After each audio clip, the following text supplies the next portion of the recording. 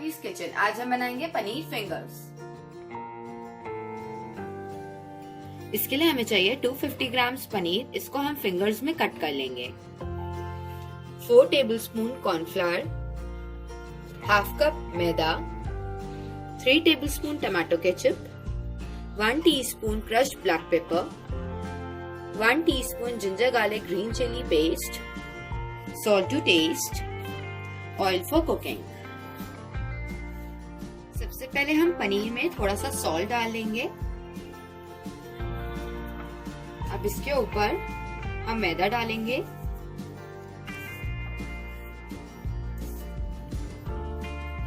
इसको हम थोड़ा अच्छे से कोट कर देंगे। ऐसा करने से जब हम इसको मैरिनेट करेंगे तो वो अच्छे से कोट हो जाएगा।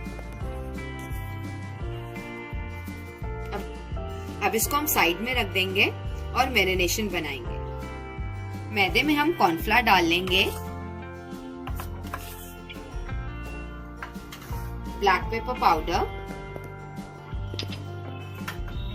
Ginger garlic green chilli paste, tomato ketchup,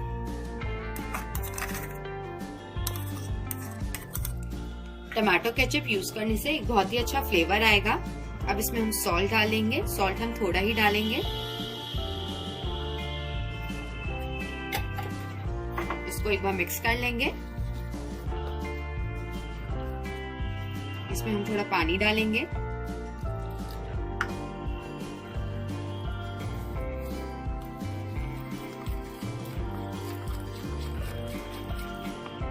थोड़ा सा और पानी डालेंगे और इसको मिक्स कर लेंगे।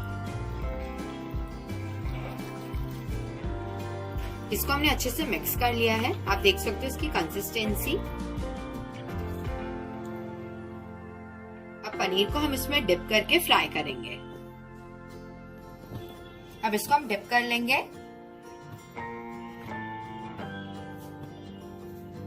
पैन में हमने ऑयल गरम कर लिया है और इसको हम फ्राई करेंगे।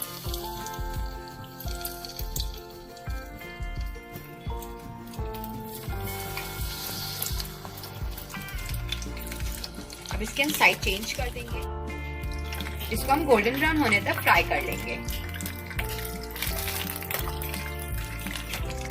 अब इसको हम प्लेट में निकाल लेंगे।